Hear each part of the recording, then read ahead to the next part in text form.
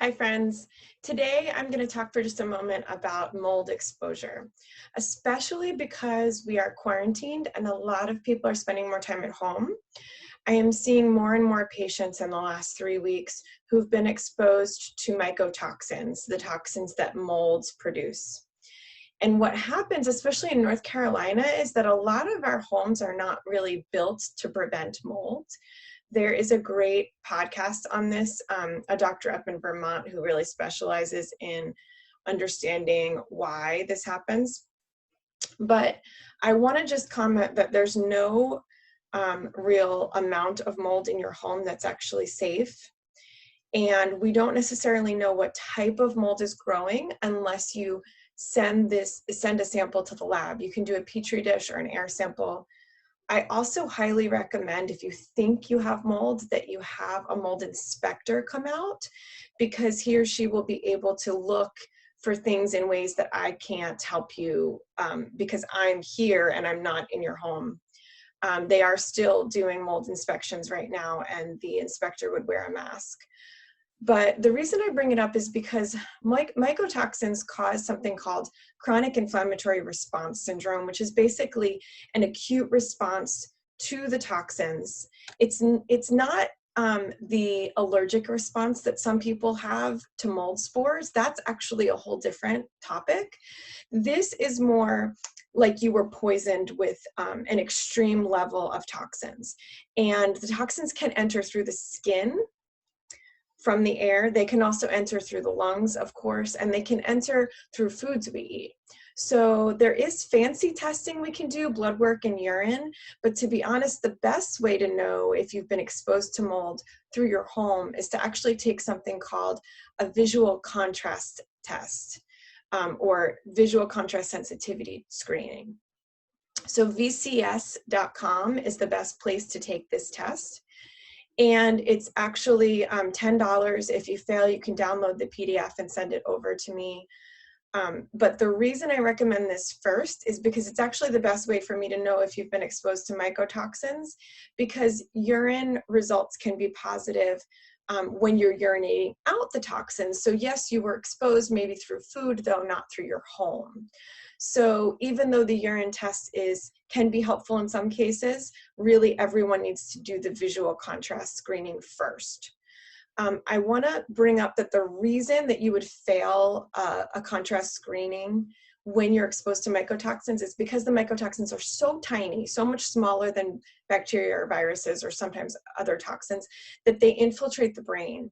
And this is the problem. People have symptoms that mimic MS, symptoms that mimic Parkinson's. Sometimes I see people and they are acting drunk, and it's really actually from the mycotoxins having crossed the blood-brain barrier.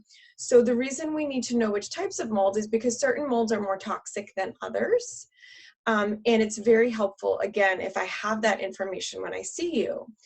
The other thing I want to say is there's not a ton that I can do if you're continuing to be exposed. It's almost like if we had a dam and there were holes in the dam and we were plugging in 2 of the holes, but not all 5, right? Because if the toxins are coming in, we can do a lot to get rid of them, but they're going to keep coming into the body.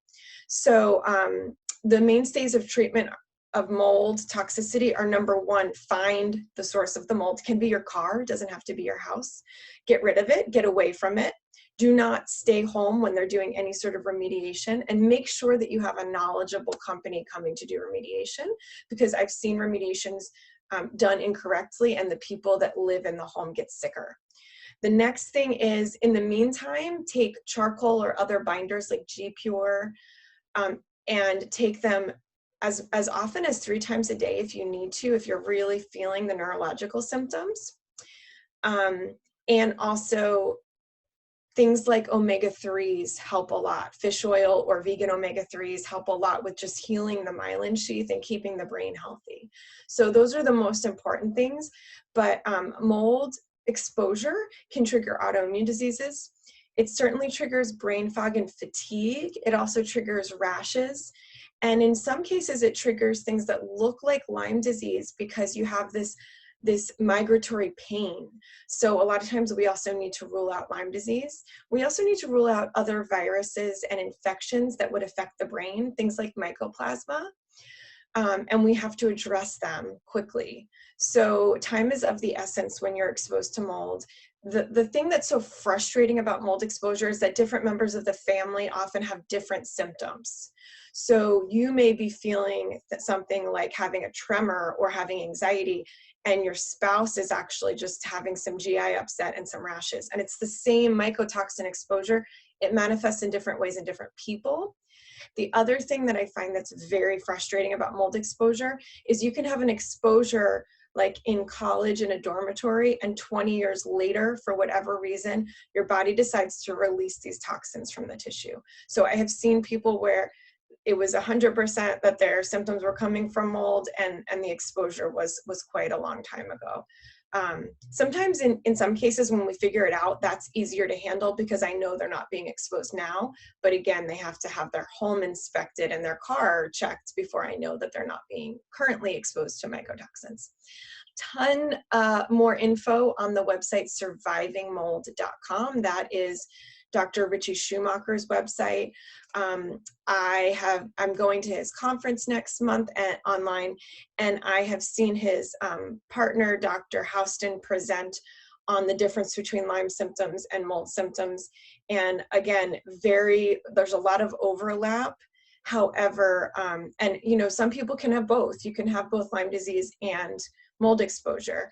However, I encourage you to start with finding the source of the mold and distancing yourself from it, which in a time like now I know can be challenging, but you have to get away from the mold in order to heal. Thanks so much. Have a good day.